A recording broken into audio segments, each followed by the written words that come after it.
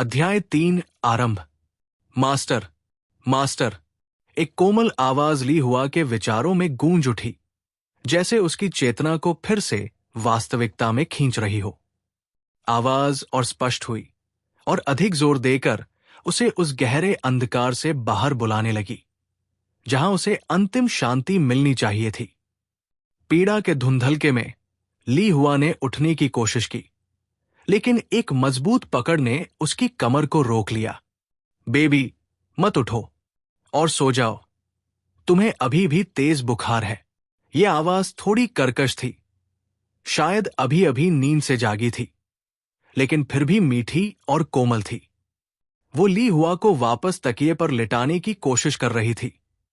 आत्मा स्थानांतरण की पीड़ा से अब भी कराहती हुई ली हुआ ने उसकी बात मान ली और कपास के तकियों पर वापस टिक गई।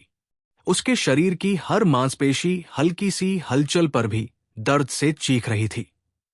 छोटी जुगनू, ली हुआ ने अपने मन में पुकारा। मास्टर, मैं यहां हूं। स्थानांतरण सफल रहा। बस दुर्भाग्यवश जिस शरीर में आप अब है वो बहुत कमजोर और बीमार है। आवाज ने उत्तर दिया। ये तो मैं भी महसूस कर सकती हूं, ली हुआ ने कहा। मैं बस थोड़ा और सो लूंगी। जी मास्टर।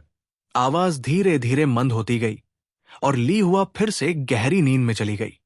हालांकि आत्मा स्थानांतरण ने उसे पूरी तरह से थका दिया था, फिर भी उसका दिमाग सचेत था, अपनी नई वास्तविकता को समझने की कोशिश कर रहा था।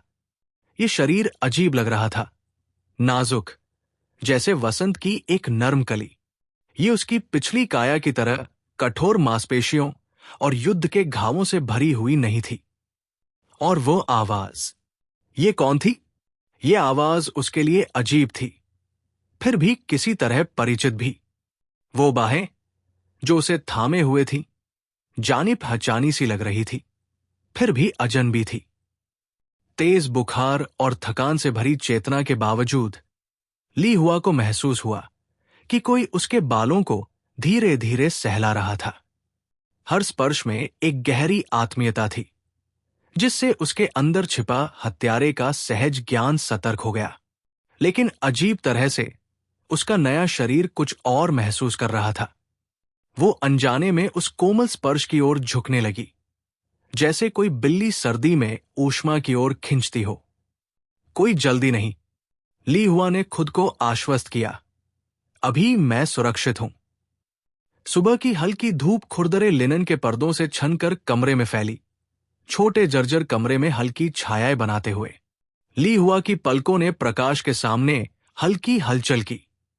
हत्यारे की उसकी सहज बुद्धि, जो स्थानांतरण के बाद भी तेज बनी हुई थी, हर चीज को दर्ज करने लगी। पुरानी लकड़ी की बासी गंध, बच्चों की दूर से आती हंसी, खुरदरी चादरों का उसकी त्वचा पर महसूस होना। हर एहसास इतनी तीव्रता से उसके दिमाग में उतर रहा था कि उसे अपनी पुरानी काया बहुत अलग लगने लगी, जैसे वो मोटे कपड़ों में लिपटी हो, जिसने उसकी हर संवेदना को कुंद कर दिया था। ये नया शरीर जैसे हर छोटी चीज को गहराई से महसूस कर रहा था। सांस लेना भी अलग था, छोटे हल्के श्वास जो इन नाजुक फेफड़ों को पूरा नहीं भरते थे। उसकी योद्धा वृत्ति इस कमजोरी को लेकर चिल्ला उठी, लेकिन शरीर के अंदर कहीं गहरे, शायद इस काया की पिछली आत्मा के अंश इसे सहज मानकर स्वीकार कर रहे थे। मास्टर, परिचित आवाज फिर से गूंजी, जिससे ली हुआ ने हल्की पीड़ा के साथ अपनी आंखें बंद कर ली। मैं जाग गई हूं। लेकिन इससे पहले कि वो अपने नए परिवेश के बारे में और कुछ पूछ पाती, अचानक एक असहनीय पीड़ा उसके सिर में दौड़ गई। उसकी आंखें झट से बंद हो गई। ख्यालों के टुकड़े उसके दिमाग में टूटे कांच की तरह बिखरने लगे। उसके पिछले जीवन की स्मृतियां इस शरीर की अनजानी यादों से उलझने लगी। एक बाजार जहां वो कभी नहीं गई थी, एक मां जिसका स्पर्श उसने कभी महसूस नहीं किया था, भाई जो उसके कभी थे ही नहीं। यादों की धार ने उसके मन को ऐसे चीर डाला जैसे अदृश्य तलवारें चली हों। उन यादों के साथ वो भावनाएं भी आई, जो उसकी नहीं थी। परिवार के लिए इस शरीर में छिपा प्रेम, उनकी आशाओं का भार, उनकी बाहों की ऊष्मा, सब कुछ अजनबी था, फिर भी किसी तरह आत्मीय।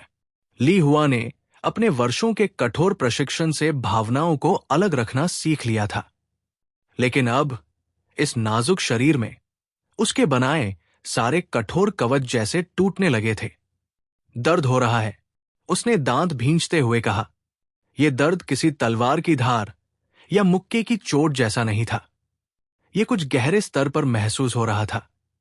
ऐसा लग रहा था जैसे उसकी आत्मा को खींचकर फिर से जोड़ दिया जा रहा हो। हर पीड़ा की लहर के साथ नई यादें उभरने लगी।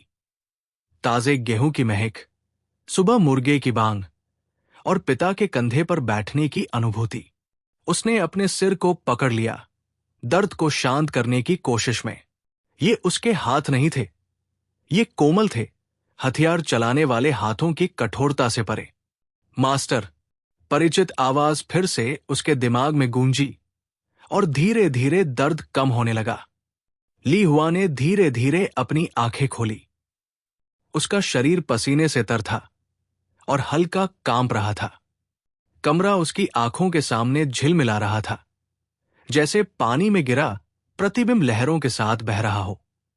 वो महसूस कर सकती थी कि इस शरीर की पिछली आत्मा अभी भी कहीं भीतर बची थी, इसके मांसपेशियों की स्मृति में, इसके स्वाभाविक झुकाव में।